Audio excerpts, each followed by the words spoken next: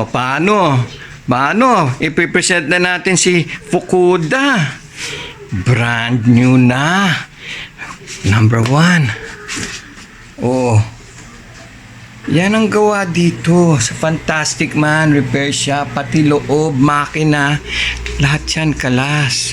Para malinis. Oh, sarap. Swabe. Siyempre, bagong makina niyan. Siguradong matibay na to. Oh, number 3.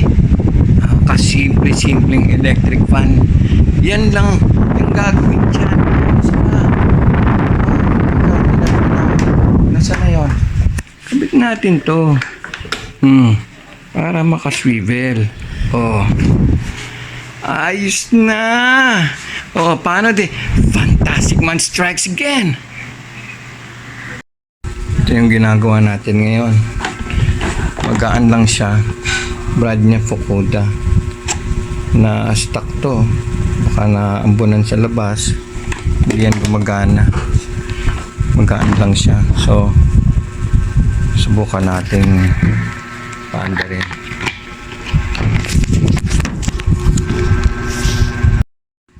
Okay. Dumi oh. Sana natin. Medyo matigas. Ang laki ng clearance.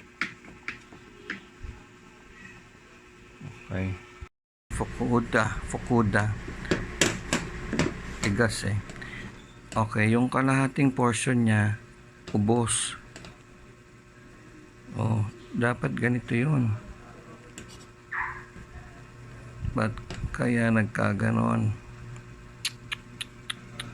Anyway, ang problema na puwersa yung makina dahil maigpit doon. Tapos putok ang thermal fuse, putol ang wire. Hindi madaling makita dahil ganun kanipis lang yung wire nun. Hindi mo na makita. So palit makina. Ito, papakita ko.